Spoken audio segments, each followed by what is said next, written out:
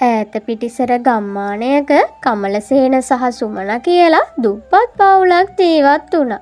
ඔවුන් ජීවිකාව අරගෙන ගියේ හරිම අසීරුවෙන්. මේ තියෙන්නේ කමලසේනගේ නිවස. ඔවුන් ජීවත් වුණේ ගොවිපලෙන් ලැබෙන ආදායමෙන්.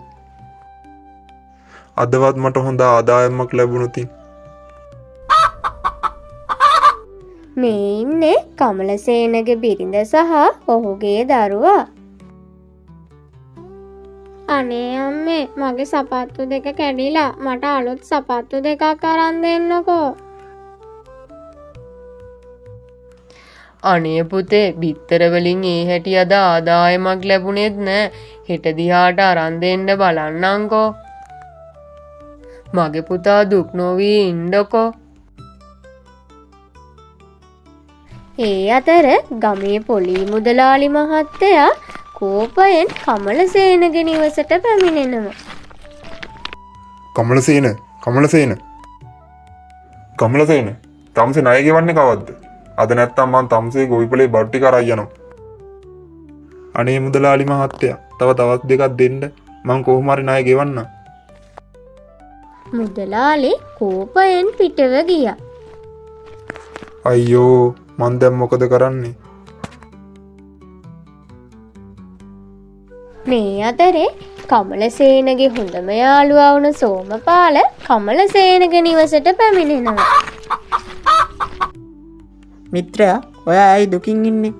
ඔයාට ප්‍රශ්නයක්ද? මං ඔයාට උදව් කරන්න. බලන්නකො සෝම්පාල පොලී මුදලාලි ඇවිල්ලා මට හොඳටම බැනලා ගියානේ සල්ලි ගෙවන්න කියලා.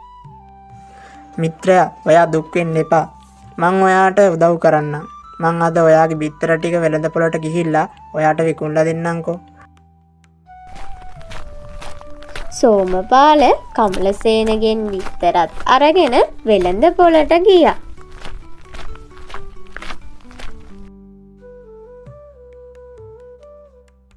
මුදලාලි මං එනම් ගිහින් එන්න. ඔහු මුදලුත් රැගෙන කමලසේනගේ නිවසට පිටත් වුණා. මිත්‍රයා මේක ගන්න. ඔයා මේ වෙලාවේ මට ලොකු උදව්වක් කළේ. මං ගොඩක් අසරණ වෙලානේ හිටියේ. මිතුරෙක් විදියට ඕක මගෙන් විය යුතු දෙයක්නේ. මේ වගේ වෙලාවට තමයි හොඳම මිතුරන් ළඟින්ම ඉන්න ඕනේ. ඔයා තමයි මට ඉන්න හොඳම මිතුරා. ඔහු කමලසේනගේ නිවසෙන් පිටත් වුණා. කමලසේන සහ සුමනා බිත්තර විකුණලා ලැබුණු ආදායම ගණන් කරනවා. මේකෙන් අද දවස ගෙවමු. හැබැයි ණය ගෙවන්න නම් කවදාවත්ම බැරි වෙයි. හැමදාම අපිට ගත කරන්න වෙන්නේ මේ ජීවිතේ තමයි. මේ දෙදෙනා මේ ගෙවන ජීවිතය ගැන හරිම කනස්සල්ලෙන් පසු වෙනවා. පසුදා උදෑසනම කමලසේන සුපුරුදු පරිදි කොවිවලට පිටත් වෙනවා. කමලසේනට ගොවිපලේදී මහ පුදුම දෙයක් දකින්න ලැබෙනවා. මේ මොකද්ද මේ? සුමනා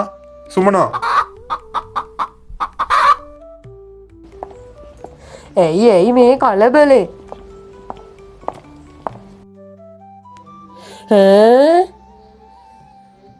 මේ මොකද්ද මේ? රත්තරම් පාට ලොකු බිත්තරයක් නේද මේ? ඒකනේ අපි නෝනේ මහා පුදුමයක් නෙමේක. අපි නෝනේ මම මේක කඩේට ගෙනහිල්ලා වටින එකක්ද කියලා බලන් එන්නම්. හොඳමයි මහත්තයා එහෙනම් පරිස්සමෙන් ගිහින් එන්න. කමලසේන කඩිමුඩියේ බිත්තරය රැගෙන නරිය මාමා වෙත ගියා.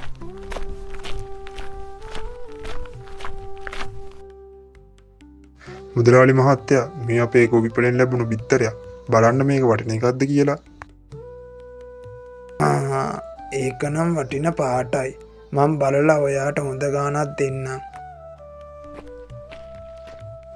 ඔහු මුදලුත් රැගෙන පොලී මුදලාලිගේ ගෙදර ගියා.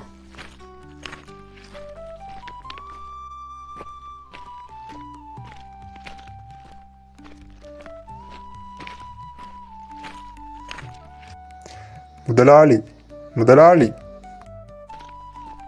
මොකද කපිලසේන මේ බෙරියන් දෙන්නේ? මුදලාලි මං මේ ඔයාගේ ණය වලින් කොටසක් ගෙවන්න කියලා ආවේ. හැබෑවට කොහෙන්ද ඔයාට මේ සල්ලි? ගොවිපලේ බිත්තර විකුණලා ලැබුණු ආදායමෙන් තමයි මුදලාලි. ගොවිපලෙන් එච්චර ආදායම? කමන්නේ දෙන්නකෝ. කමලසේන පොලී මුදලාලිගේ ණය කොටසකුත් බේරලා නැවත නිවසට පිටත් වුණා. අපේ පෙර කරපු වාසනාවකට තමයි අපිට මේ බිත්තරි ලැබුණේ. දැන් මං පොලී මුදලාලිගේ ණය කොටසකුත් බේරුවනේ. දැන් මං ළමයින්ට අපේ පවුලේ කට්ටියට මොනවා හරි අරන් ගියොත් ඒගොල්ලෝ ගොඩක් සතුටු වෙයි. කමලසේන බිරිඳටයි දරුවටයි තෑගි භෝගාර ගන්න යනවා. දුවේ බලන්න මම මේ ඔයාට මොනවද ගෙනල්ලා තියෙන්නේ කියලා. ඔයා මේව දැක්කොත් ඉන්නම් ගොඩක් සතුටු වෙයි. අනේ තාත්තේ ඔයා මට මොනවද ගෙනාවේ? ඔයාගේ කැඩිච්ච සපත්තු දෙක වෙනුවට අලුත් සපත්තු දෙකකුයි. ඔයා ආස කරන ටෙඩියකුයි පැටියෝ. මට නම් හරිම සතුටුයි තාත්තේ.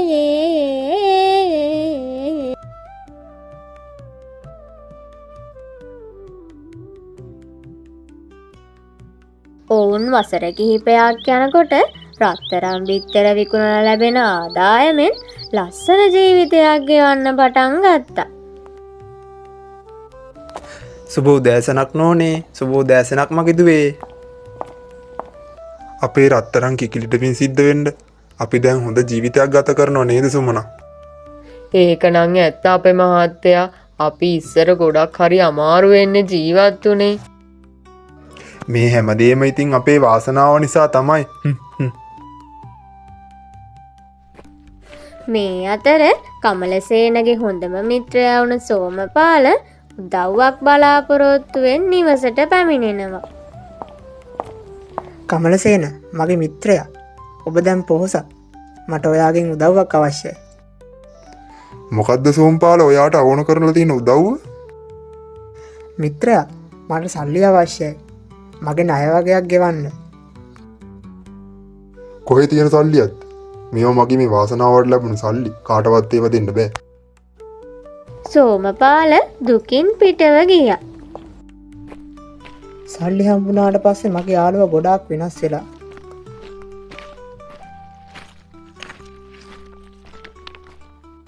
ඔයා ඒ කරපු වැඩේ නම් ගොඩක් වැරදි අපේ මහත්තයා. ඇයි සුමන ඔයා එහෙම කියන්නේ? මොකද්ද මං කරපු වැරද්ද?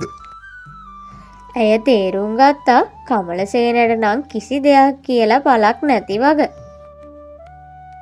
කොහෙද මේ උදෑසනම යන්නේ?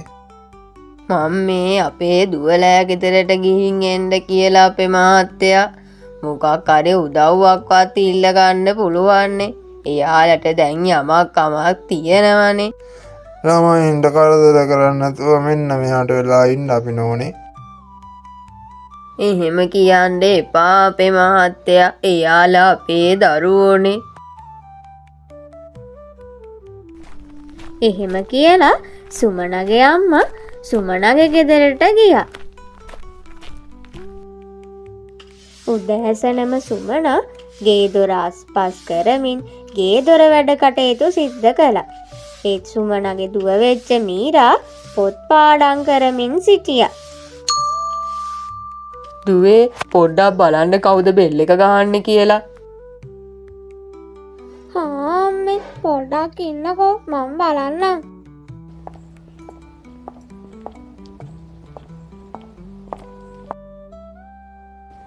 කවුද පුතේ ඇවිත් තියෙන්නේ? ආච්චි අම්මා ඇවිල්ලා තියෙන්නේ අම්මේ. මං තාත්තටත් ගිහින් කියලා එන්නම්කෝ. තාත්තේ පොඩ්ඩක් එන්නකෝ. ආච්චි අම්මා ඇවිල්ලා. ඒ මොකටද පුතේ ආච්චි ඇවිල්ලා තියෙන්නේ? ඒක නම් දන්නේ නෑ තාත්තේ. පොඩ්ඩක් ඉන්න දුවේ මං එන්නම්. කොහොමද අම්මේ ඔයාට? ඇයි මේ හදිස්සියෙම? හදිසියක් නෙමේ පුතේ. මම මේ සල්ලි කීයක් හරි ඉල්ල ගන්න ආවේ. සල්ලි? මොන සල්ලිද? හැමෝටම දැන් මගේ සල්ලි තමයි ඕන වෙලා තියෙන්නේ. එහෙම කියන්න එපා අපේ මහත්තයා. අපි දෙමව්පියන්ට බලන්න එපැයි. මේවා මේ මගේ වාසනාවට හම්බෙච්ච සල්ලි. කාටවත් මේවා වීදම් කරන්න බෑ.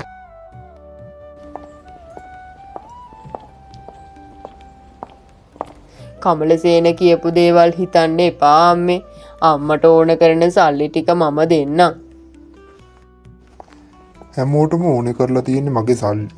මම මොකටද මේ වාසනාවට ලැබිච්ච සල්ලි ටික කාටවත් දෙන්නේ? අනිත් අයට දෙන්න මට සල්ලි ලැබුණේ.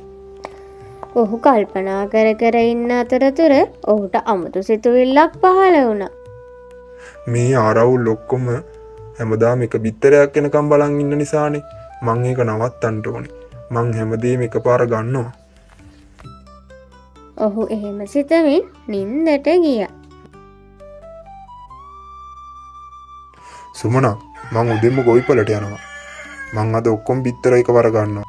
හැමදාම එක බිත්තරය ගානේ ගන්නකම් මට බලන් ඉන්න බෑ. ඇයි එහෙම දෙයක් කරන්නේ? අපි මේ තත්ත්වයෙන් ජීවත් වෙන්නේ ඒ කිකිරිය දුන්නු රන් බිත්තර නිසා. ලැබිච්ච වාසනාවට පයින් ගහන්න එපා. ඔයාට ඕන වෙලා තියෙන්නේ හැමදාම එක තැන ඉන්නද? මට ඕනේ අපි ඉක්මනට දියුණු වෙනවා දකින්න. ඒ නිසා මං ගන්න තීරණ වලට ඔයා බලපෑම් කරන්න දෙන්න. කියන දේ අහන්න නැත්නම් ඕන දෙයක් කරගන්න. ඔයා මේ ගත්ත තීරණය ගැන ඔයාට පසුතැවෙන්න සිද්ධ වෙයි. එහෙම කියලා ඇය කෝපයෙන් පිටත් වුණා.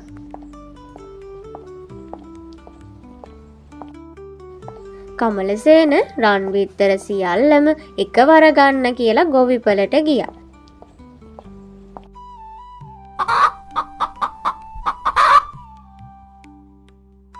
අනේ දෙවියනේ මම මොකද්ද මේ කරේ? රත්තරන් බිත්තර එකක්වත් මට ලැබුණේ නෑනේ. හැමදේම සිද්ධ වුණේ මගේ තණ්හාව නිසානේ. කමලසේනගේ සද්දය ඇහිලා සුමනා සහ මීරා දුවගෙන ගියා.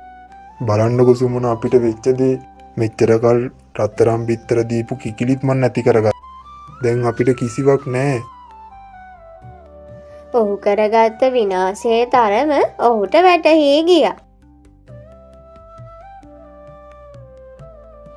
අපි හැම වෙලේම ලද දෙයින් සතුටු වෙන්න ඕනේ. අධික තණ්හාව ජීවිතය විනාශ කරනවා.